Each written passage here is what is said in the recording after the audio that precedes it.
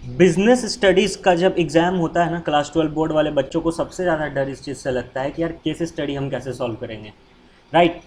ये सबसे बड़ा एक सवाल है कि how to solve a case study efficiently and effectively, समय भी कम लगे और अच्छे से हम केस स्टडी को सॉल्व कर पाएँ, कैसे, हाउ। तो आज की इस वीडियो में हम आपसे वही बात करेंगे कि किस तरीके से आप केस स्टडीज़ को बहुत ईजिली सॉल्व कर सकते हैं। ये वीडियो किन के लिए है? ये वीडियो उनके लिए है जो शुरू से लेके अंत तक बिना किसी स्किप के देखने वाले हैं। हाँ, आप 1.25 या 1.5 के स्पीड पे जा सकते हैं, depends upon your choice, it depends upon your personal decision. लेकिन अगर आप एक ऐसे पर्सन हैं, अगर आप एक ऐसे स्टूडेंट हैं जो वीडियो को स्किप करके देख सकते हैं, या वीडियो को स्किप करके आपको लगता है आप समझ जाओगे, सॉरी माय डियर, ये वीडियो आपके लिए नहीं है। काइंडली आप अभी चल जाओ, क्योंकि हम नहीं चाहते अगला आने वाला आपका 5 से 10 मिनट, 7 मिनट, जो भी मिनट लगे ये वीडियो बनने में, आपका बर्बाद हो। I am your well wisher, मैं आपका बड़ा भाई हूँ, मैं आपका दोस्त हूँ, मैं आपका वेल विशर हूँ। इसलिए मैं चाहूँगा कि आप अभी ही छोड़ दो, किसी किन्हीं और की वीडियो को देख लो, क्योंकि ये वीडियो ऐसी है ना कि जहाँ पर अगर आपने स्किप किया रिदम टूट जाएगा, रिदम टूट जाएगा, चीज़ें समझ नहीं आएंगी। मैं ऐड ऑन करके चलूँगा, यहाँ पे मैं सभी चीज़ों को कंबाइन करूँगा। हाँ, तो इसका इलाज क्या है? 1.25 1.5 के स्पीड पे देख लो। चलिए, hi there everyone, my name is Gurpreet Singh, welcome और वेलकम बैक टू कॉमर्स वाले। आप सभी का कॉमर्स वाले यूट्यूब चैनल पर बहुत बहुत स्वागत है। यस सर, आपने ये लाइन लिख रखा है, the only best way which can secure you 100% marks. Yes, this is the only best way to which can secure you 100% marks. कैसे सॉल्व करना है case study? Let's get started. Things to remember, case study direct solve करने से पहले हम सीधा एक छोटा सा बात पे आएंगे, जो चीज़ें आपको याद रखनी है। स्टे काम, ठीक है, स्टे काम। आपको शांत रहना है। जब आप एग्ज़ाम सेंटर पे बैठेंगे, बहुत सी चीज़ें आपके दिमाग में चलेंगी, एक दो नहीं, हज़ारों लाखों चीज़ें आपके दिमाग में चलेंगी। आपको शांत रहना है, ठीक है, आपको एकदम शांत रहना है। लगता है जैसे कुछ हुआ ही नहीं। सर शांत कैसे हो, बताइए ना सर, बताइए ना। जब भी लगे कि अब आपसे बर्दाश्त नहीं हो रहा है, take a deep breath, take a deep breath, एकदम डीप ब्रेथ लेना शुरू कर दो, बहुत आराम मिलेगा, बहुत आराम मिलेगा। सबसे पहले तो ये चीज़ें आपको करनी है। आपको क्वेश्चन पेपर देख के भकाना नहीं है, हड़बड़ाना नहीं है, एकदम काम रहना है, एकदम आराम से। क्वेश्चन है तो आंसर भी है, अगर आंसर नहीं है तो क्वेश्चन है ही नहीं, ठीक है। क्वेश्चन बना है तो आंसर भी बना है।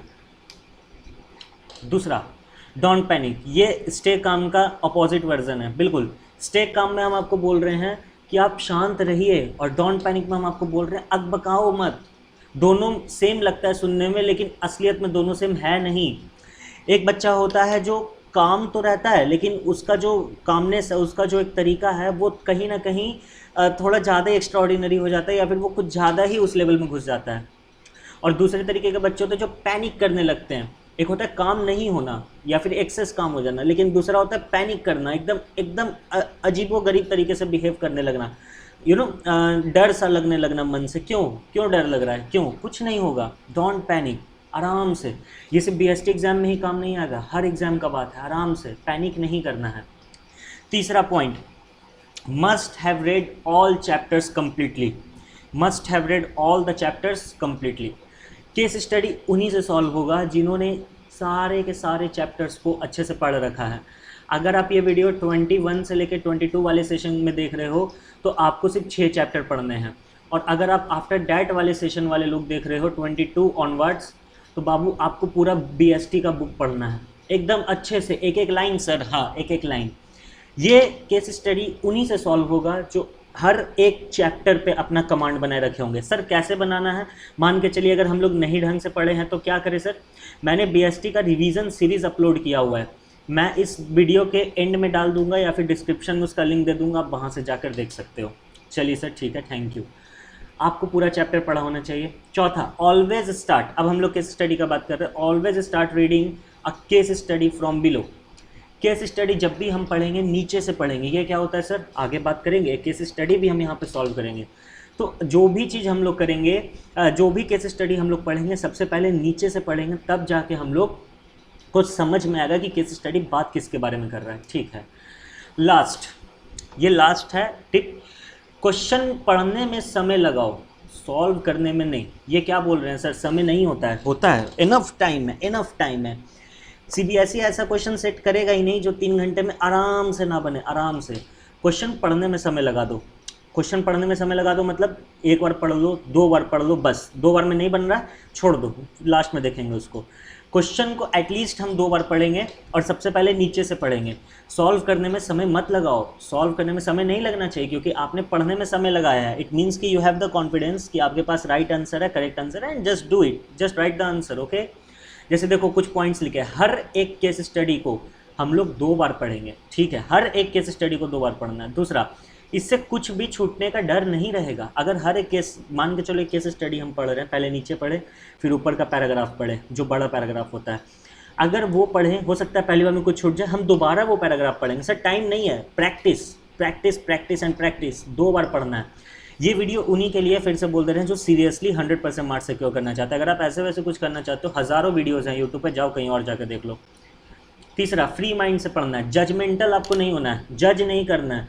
नीचे क्वेश्चन पढ़ लिए, स्टाफिंग प्रोसेस बताओ, हर एक लाइन में स्टाफिंग प्रोसेस का क्वेश्चन कोट, लाइन कोट करने के लिए स्टाफिंग प्रोसेस का कॉन्सेप्ट खोज रहे हैं, नहीं, फ्री माइंड से पढ़ना है। आपको जजमेंटल नहीं होना है। जब आप पहली बार पढ़ोगे फ्री माइंड से, दूसरी बार पढ़ोगे तो थोड़ा सा जजमेंटल होना है क्योंकि उसके बाद आपको पढ़ना ही नहीं है, आपको फिर सीधा आंसर निकालना है।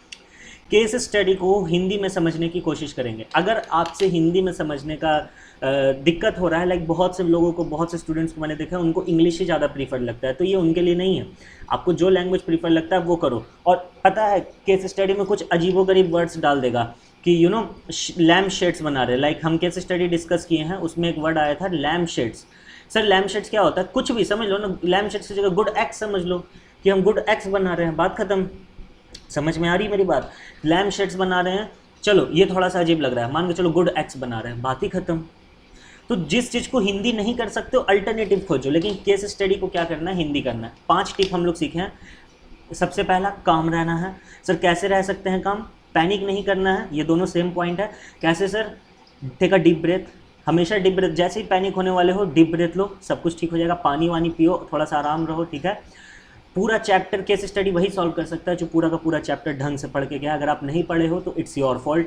हम फिर से बोल देते हैं, रिवीजन सीरीज डाला हुआ है, हर 1 घंटे का है, काइंडली उसको गो थ्रू कर लो, मज़ा आ जाएगा तुम लोग को। चौथा, always start reading a case study from below. सबसे पहले नीचे वाला पॉइंट पढ़ेंगे तब जाके ऊपर वाला। ऐसा क्यों बोल रहे हैं अभी हम केस स्टडी डिस्कस करेंगे, उसमें बताएंगे। फिर पॉइंट नंबर 5 क्या है? क्वेश्चन पढ़ने में समय लगाना है, सॉल्व करने में नहीं। Alright, so boys and girls, जितनी भी चीज़ें अभी तक हम लोगों ने सीखी, जितने भी टिप्स हम लोगों ने सीखे हैं, अब उनको ध्यान में रख के हम लोग क्या करेंगे? इस पूरे केस स्टडी को सॉल्व करने की कोशिश करेंगे। चलिए केस स्टडी पढ़ते हैं। समीता हैड बिन, ऊपर से नहीं पढ़ना है, पहले नीचे से पढ़ना है। ठीक है, बिल्कुल से। क्या हम काम है? हाँ हम काम है। क्या हम अकबका रहे हैं, हम पैनिक कर रहे हैं? नहीं कर रहे हैं। क्या ये हमको आता है? अपने आप से बोलना है कि हाँ ये हमको आता है। पॉजिटिव इन्वायरमेंट रखिए। चलिए पहले नीचे पढ़ते हैं। Identify the function of management which have been perform by Mrs Rita. ओ हो। एक अभी तो आपको ये नहीं ना पता है किस चैप्टर का केस स्टडी है, तो आपके दिमाग में 6 चैप्टर आ रहे होंगे। 3 चैप्टर जो मैनेजमेंट से रिलेटेड है, बाकी के 3 चैप्टर जो फिनेंशियल मैनेजमेंट, फिनेंशियल मार्केट और कंज्यूमर प्रोटेक्शन से रिलेटेड है, राइट। लेकिन ये लाइन पढ़ के, identify the function of management पढ़ के दिमाग में एक चीज़ तो आ गया कि ना तो ये फिनेंशियल मार्केट का है, ना तो ये फिनेंशियल मैनेजमेंट का है, और ना ही तो ये कंज्यूमर प्रोटेक्शन का है। तो ये किस चीज़ का है? ये जो 3 चैप्टर है ये तो पहले ही हट गए, तो बाकी के जो 3 चैप्टर बचे, that is staffing, directing, controlling, ये उन्हीं में से किसी एक का है। चलो ठीक है, इतना समझ में आ गया। नेम द एलिमेंट, अकबकाना नहीं है, आराम से। Name the element of the above function of management which helped Rita to improve Samita's behaviour. पूछ रहा भैया ऐसा कोई एलिमेंट बता दो जिसने रीटा की मदद की। किस बेसिस पे? समिता के बेसिस पे। अच्छा, मतलब केस स्टडी में रीता और समिता का बात कर रहा, देख लेंगे, आगे देख लेंगे। State any 3 features of the element identified in 2 above. 2 मतलब ये वाला, नेम द वाला। आज पढ़ते हैं। Samita had been working as an assistant manager with Johnson Enterprise for the last 10 years.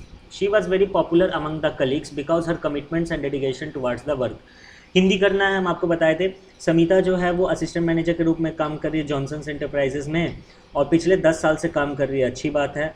वो बहुत पॉपुलर है अपने कलीग्स में क्योंकि उसका कमिटमेंट बहुत ज़्यादा अच्छा है, उसके काम करने का तरीका बहुत ज़्यादा अच्छा है, वो डेडिकेटेड है अपने काम के प्रति। चलिए इतना समझ गए हम। जब उसके सीनियर मैनेजर, देखो यहाँ लिखा हुआ है, when the manager senior to retired manager senior to her retired, the colleagues thought that now Samita would be promoted, but to everyone's surprise the vacant job post was filled by the outsider Mrs. Rita. क्या बोल रहा है कि जैसे ही जो समिता थी उसका जो सीनियर था, जैसे ही वो रिटायर किया, सबको लगा कि समिता ही अब जो है वो टॉप में जाएगी क्योंकि वो बहुत अच्छा काम करती है। लेकिन सरप्राइज़ हुआ सबके लिए, इनफैक्ट समिता के लिए भी, कि ये कोई नई आउटसाइडर आई है मिसेस रीता जो कि टॉप पे बैठा दिया गया जिसको, जो कि गलत है एक तरीके से।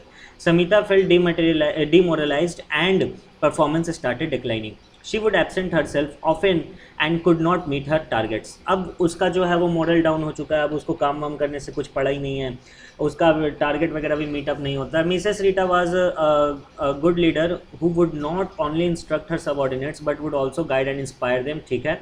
She notices Samita's behaviour and felt that the performance could be improved. क्या बोला इतना सा line?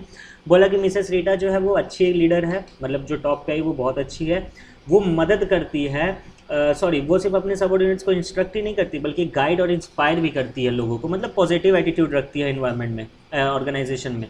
She started involving Samita in the decision making issues related to the organization and made her a part of high level joint management committee. समझ में आया यहाँ पर क्या बोला? यहाँ पर इतना से बोला कि उसने समिता को डिसीजन मेकिंग में इन्वॉल्व किया और साथ ही साथ उसको हाई लेवल जॉइंट कमेटी का एक हिस्सा भी बना दिया गया। मतलब कहीं ना कहीं समिता भी अब प्रमोट हो चुकी है, इतना लाइन पढ़ने के बाद पता चला। Samita was now punctual in the office and her performance started improving. अब उसको जो चाहिए था वो मिल गया और अब वो क्या हो चुकी है, उसका परफॉर्मेंस क्या हो चुका है, इंप्रूव हो चुका है। हम बोलते केस स्टडी 2 बार पढ़ने एक बार और, अब क्या पूरा पढ़ेंगे ना, हिंदी में खाली समझना है।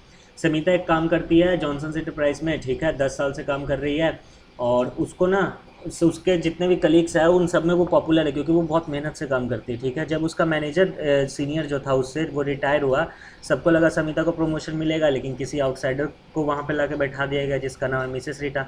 समिता को बहुत डिमोरलाइज्ड फील हुआ और उसका परफॉर्मेंस भी क्या होने लगा, गिरने लगा, जो और उसके कारण वो अपने टारगेट्स को भी मीटअप नहीं कर पा रही थी।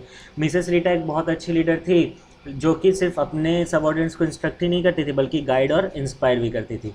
उन्होंने नोटिस किया कि समिता का जो बिहेवियर है वो थोड़ा सा अच्छा है और उनके परफॉर्मेंस को क्या किया जा सकता है, इम्प्रूव किया जा सकता है, और वो समिता को डिसीजन मेकिंग इश्यूज़ में इन्वॉल्व करने लगी। साथ ही साथ उसको high level joint management committee का एक पार्ट भी बना लिया गया। तो पूछ रहा है बताइए कौन सा फंक्शन ऑफ मैनेजमेंट? मेरे हिसाब से तो डायरेक्टिंग होगा। क्यों सर? क्योंकि यहाँ पे मोटिवेशन का बात किया गया है, प्रमोशन का बात किया गया है, तो कहीं ना कहीं डायरेक्टिंग। अब फंक्शन ऑफ मैनेजमेंट तो हो जाएगा डायरेक्टिंग, लेकिन डायरेक्टिंग का ऐसा कौन सा एलिमेंट है वो? अभी ना आप बोले सर मोटिवेशन, बिल्कुल मोटिवेशन। अब मोटिवेशन का कोई 3 फीचर लिख दो, हो गया केस स्टडी सॉल्व। कुछ था? कुछ नहीं था। और ना देखते हैं आंसर, देखते हैं। Mrs Rita has perform directing function, motivation वाला एलिमेंट उसका इस्तेमाल किया उसने। कोई 3 फीचर क्या है? Motivation is internal feeling, motivation अंदर से आता है, आप किसी को फोर्स नहीं कर सकते हैं। मोटिवेशन गोल डायरेक्टेड बिहेवियर होता है और साथ ही साथ मोटिवेशन कैन आइदर भी पॉजिटिव और नेगेटिव। पॉजिटिव कैसे होता है? पेमेंट बढ़ा देना, प्रमोशन कर देना, रिकॉग्निशन। और नेगेटिव क्या होता है? स्टॉप कर देना, इंक्रीमेंट, पनिशमेंट देना, थ्रेट करना, ये सारा का सारा क्या है? निगेटिव है। चलिए फिर, thank you so much guys for watching this video. एक बात का याद रखिए, एक बात का ख्याल रखिएगा, शेयरिंग इज़ केयरिंग। हम चाहेंगे, पहले हम इन दोनों के बारे में बात करेंगे, पहले इसके बारे में बात कर लेते हैं। मेरे हिसाब से शेयरिंग इज़ केयरिंग होता है, तो हम आपसे एक ही चीज़ बोलेंगे, अगर आपको इससे कुछ वैल्यू एडिशन हुआ है इस पर्टिकुलर वीडियो से, तो बहुत से लोगों को वैल्यू एडिशन दीजिए, बहुत से लोगों के साथ इस चीज़ को शेयर कीजिए, क्योंकि इस क्वालिटी का एजुकेशन हर जगह अवेलेबल नहीं होता है। और अगर आपको मिल रहा है फ्री ऑफ कॉस्ट तो आप इस काम कीजिए, आप लोगों तक पहुंचाइए इस चीज़ को, यही मेरे लिए गुरु दक्षिणा है। ठीक है। क्योंकि जितना ज़्यादा आप शेयर कीजिएगा उतना ज़्यादा लोगों तक पहुंचेगा कि रियली में केस स्टडीज़ को कैसे सॉल्व किया जाता है। और एग्ज़ाम में जब उनका केस स्टडी अच्छा जाएगा तो आपको दुआ मिलेगा कि हाँ भाई आपके कारण मेरा केस स्टडी अच्छा गया। अगर आप उस दिन ये चीज़ शेयर नहीं करते तो पता नहीं क्या होता। या फिर अगर आप तक, उतना दूर छोड़िए, अगर आप इस वीडियो को यहाँ तक देख चुके हैं ना, ट्रस्ट मी, आप भी one of those lucky persons हैं जिनके पास इतना हाई लेवल ऑफ एजुकेशन, इतना high level of quality work आपके सामने आया है। मेरे चैनल को सब्सक्राइब करना मत भूलिएगा, ये मेरे को मोटिवेट करता है। अगर आप मेरे चैनल को सब्सक्राइब करते हैं तो ये मुझे मोटिवेशन देता है। अगर आपको कंटेंट पसंद आ रहा है तो आपको कुछ नहीं करना है, फ्री ऑफ कॉस्ट है, आपको बस एक सब्सक्राइब पे बटन को हिट कर देना है। ये ऊपर में क्या लिखा हुआ है सर? रिवीजन सीरीज़ हर एक चैप्टर की अपलोडेड है। बिल्कुल, रिवीजन सीरीज़ अपलोडेड है, आप देख सकते हैं। मैं उसकी प्लेलिस्ट अभी यहाँ पर इस एंड में डाल दूंगा और हर एक चैप्टर का हमने 10-10 केस स्टडी प्रैक्टिस किया हुआ है, यानी कुल मिला के लगभग आपके 60 केस स्टडीज़ प्रैक्टिस किए हुए हैं हम लोगों ने। आप उस चीज़ को भी देख सकते हैं, उसकी वीडियो मैं यहाँ पर डाल दूँगा। चलिए फिर, thank you so much guys, love you all, bye bye, and एकदम काम रहना, आराम से आंसर देना, बाय।